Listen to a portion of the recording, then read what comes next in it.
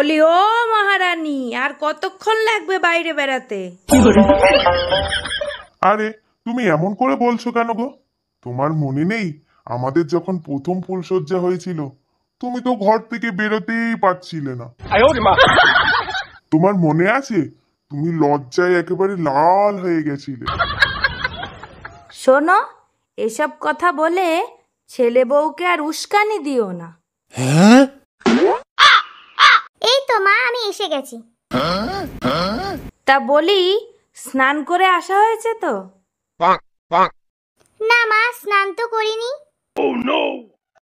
বাপের বাড়ি থেকে দেখছি কিছুই তো শিখে আসোনি।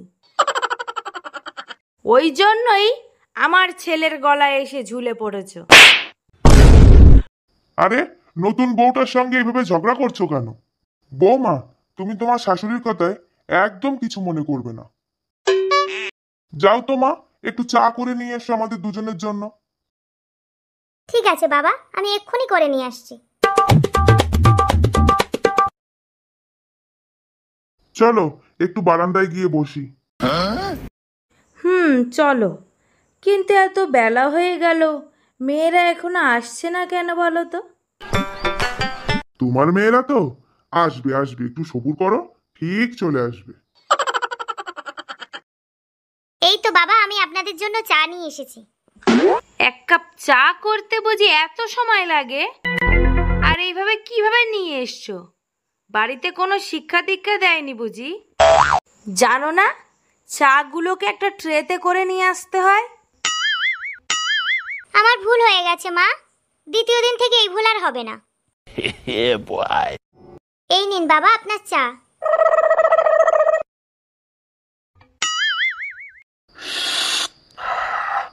বাহ বৌমা, চাটা কিন্তু বেশ ভালো খেতে হয়েছে। এত বছর ধরে চা খাচ্ছি, এরকম স্বাদ তো কোনোদিনও পাইনি। এই দেখ মুখ পোড়া মিনসে, কপালে কিন্তু বহুত দুঃখ আছে। এত বছর চা করে খাওয়ালাম, কই কোনোদিন তো এরকম সুনাম করতে দেখিনি। Oh my god! আরে দূর ছাড়ো তো, আর চেঁচামেচি করো না, এক্ষুনি মেয়েরা এসে পড়বে, শুনলে আবার খারাপ ভাববে। এই তো পাচি, চলে এসেছিস। আয় মা, ভিতরে আয়। কি গো মা, বাড়িতে বউ আসতে না আসতেই এত গরম বাড়ি? গরমের আর কি দেখলি মা? এই তো আস্তে আস্তে তোমাদের ঝগড়া শুনতে পেলাম।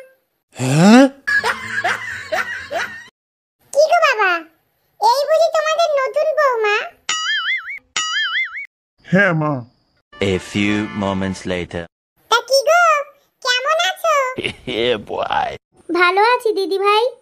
তা বলছি, খালি হাতেই এসেছো না বাপের বাড়ি থেকে কিছু নিয়ে দিয়ে এসেছো? গা তো পুরোই খালি, একটা গহনাও দেখছি নেই। আর বলিস না, কি আর করব, তোর ভাইয়ের যা চিন্তাধারা।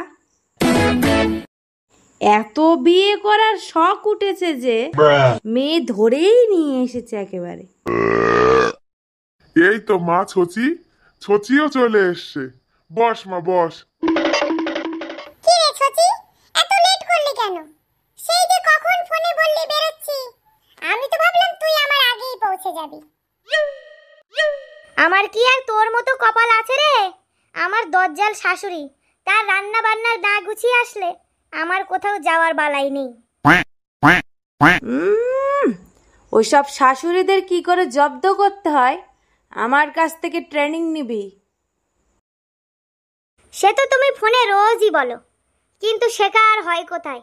তোমাদের জামাইটা তো ভালো না, ও শালা ভেরুয়া চোদা। ওসব ভেরুয়া চোদা কি করে গরুয়া চোদা বানাতে হয় আমার বেশ ভালো জানা আছে। দেখিস না তোদের বাবাকে কেমন এক কথায় ওঠায় বসায়। হায় হায়, এ কোথায় এসে পড়লাম আমি? এই যে বউ, তুমি কেমন আছো? ভালো আছি দিদি। তা আমার ভাইয়ের কপালে এসে জুটলে কিভাবে শুনি? দেশে কি আর কোনো ছেলে ছিল না? আচ্ছা, তোরা কি এসেছিস ওকে কথা শোনাতে? তোরা কি শুধু কথাই বলবি না বসবি একটু?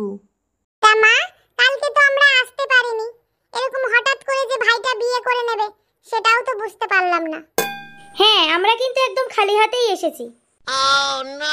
আবার কি খালি হাতে আসবি না তো কি?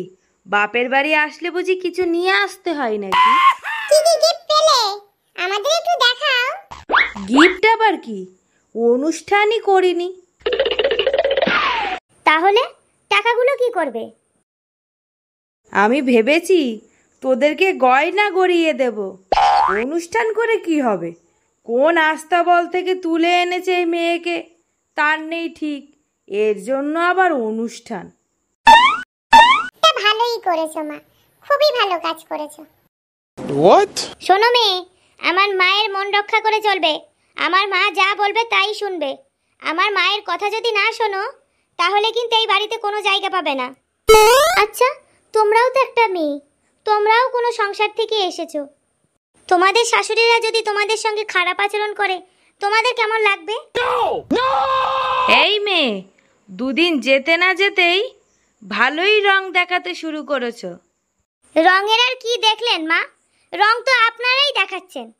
যা সব কীর্তি কাহিনী করছেন, এগুলো দেখার পরে আমি যে কি করে বেঁচে আছি সেটাই ভেবে পাচ্ছি না। এই, বেশি মুখে মুখে চাপা করবে না, এক চড়ে 32 ফাটি দাঁত খুলে দেব কিন্তু।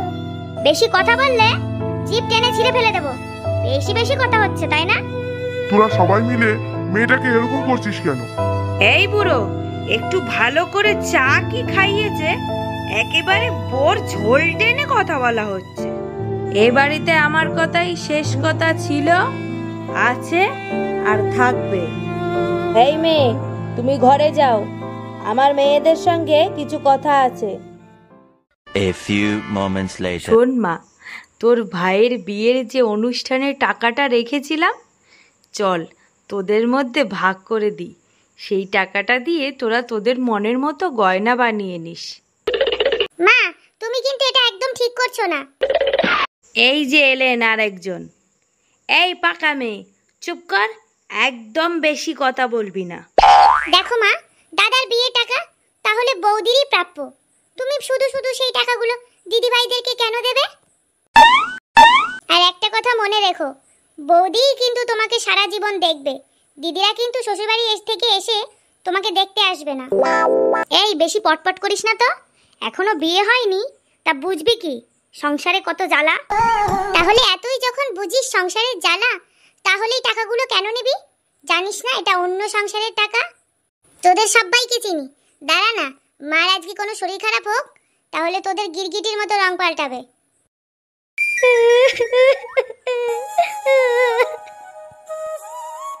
কি হয়েছে নুনচা তোমার? কাঁদছো কেন? কাঁদছি কি আর সাধে, ওই ঘরে তোমার দিদি আর মা আমাকে খুব অপমান করেছে। ও সংসারে থাকলে এরকম একটু একটু হয়, বাদ দাও তো ওসব কথা।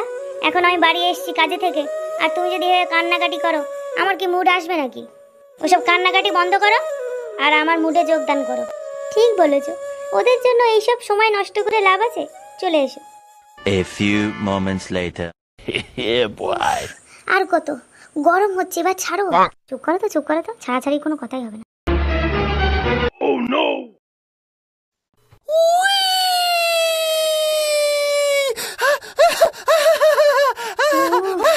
কি শান্তি। এই দেখো, আমার কিন্তু এখনো পোষায়নি, আর একটু হলে ভালোই হয়। কি পোষায়নি পোষায়নি মারাচ্ছ বলো তো? আর হবে না, যা হওয়ার হয়ে গেছে। পড়ে গেলে আর করা যায় নাকি? আমি যা চাই বন্ধু তুমি আমাকে দিতে পারোনি। জনম ফুরায়ে যাবে তবুও তোমার আফসোস মিটাতে পারবো না। ওগো না পারিলে বন্ধু আমি কিন্তু অন্য জায়গায় চলে যাব। তুমি অন্য জায়গায় চলে গেলে আমি খুব আনন্দ করে আর একটা বিয়ে করব।